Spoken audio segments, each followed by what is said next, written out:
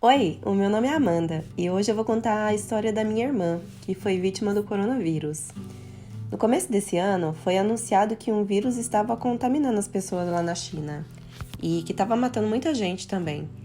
E de repente ele já tinha chegado na Europa e na Itália, que foi o país mais afetado, onde morreram muitos idosos e foi bem triste ficar vendo tudo aquilo.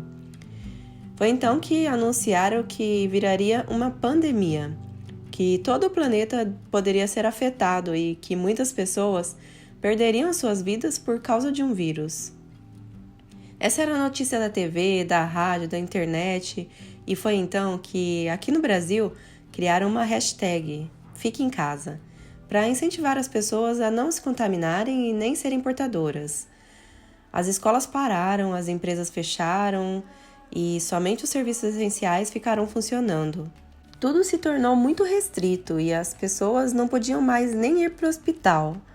Era muito perigoso. Só ia para o hospital quem realmente estava com problema sério de saúde.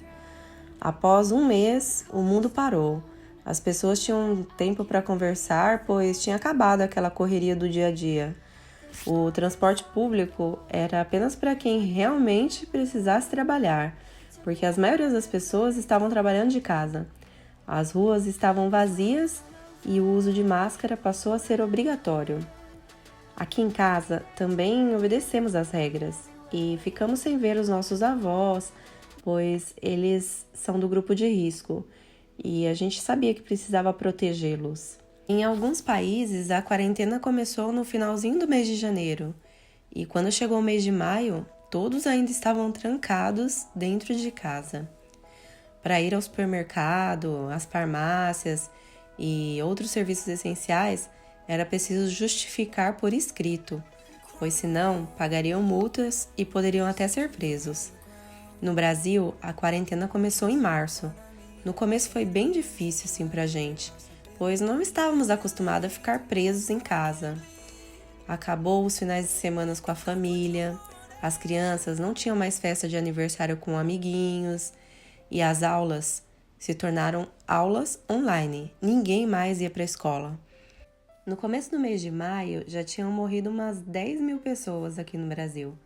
Era quase impossível ficar vendo TV, pois me deixava bem depressiva e triste.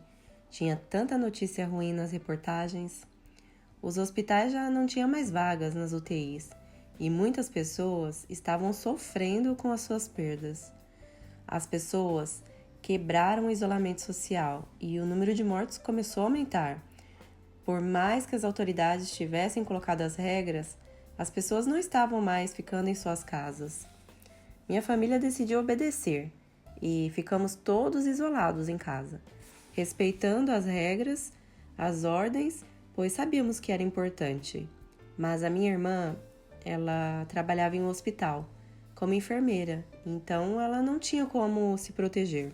Nós conversávamos com ela por chamada de vídeo, pois ela estava praticamente morando no hospital e percebemos que ela estava muito nervosa com aquela situação, pois estava trabalhando muito e estava preocupada também. Com o passar dos dias, as coisas foram piorando. Os hospitais já estavam em colapso por todo o país. Foi decretado lockdown em São Paulo.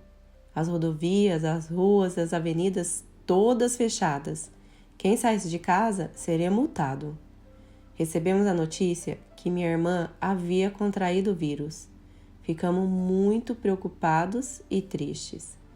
Então, ela foi mandada para casa, pois ela não podia correr o risco de contaminar outras pessoas que estavam lá no hospital. E então, ela ficou isolada em um quarto aqui em casa para não passar o vírus para a gente também. Com o passar dos dias, ela foi piorando. A febre não baixava, ela tossia muito e ela começou a ter falta de ar.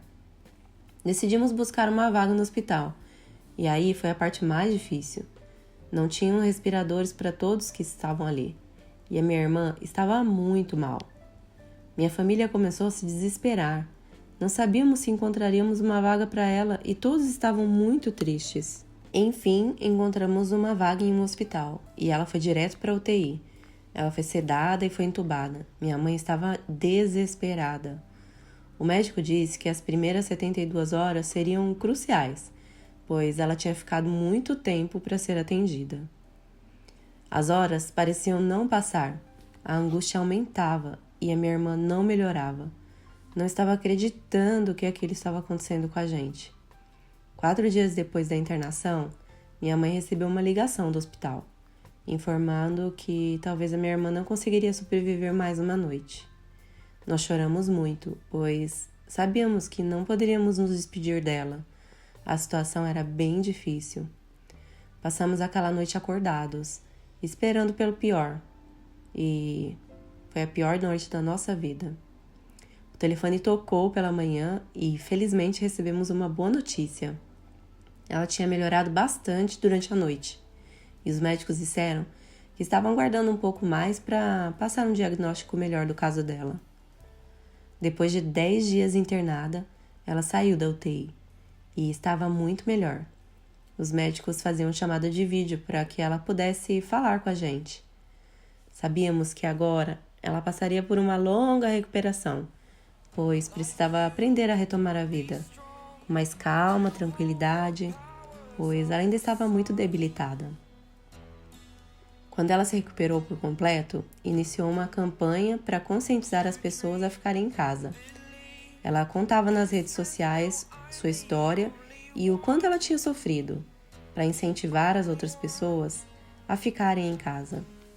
Com certeza, esse ano vai ser difícil e nós precisamos nos adaptar ao novo e aprender a conviver apenas pela internet. A nossa vida não voltará ao normal tão cedo. Mas o importante é nos mantermos com saúde e protegermos as pessoas que não têm tanta saúde assim. Eu conto essa história para todo mundo que posso, pois eu sei que, de alguma maneira, eu posso ajudar algumas pessoas a se defenderem desse vírus. Os meses vão passar e mais pessoas vão se recuperar, assim como a minha irmã. As coisas vão começar a voltar ao normal. As lojas vão reabrir e as pessoas vão poder voltar a viajar e a trabalhar.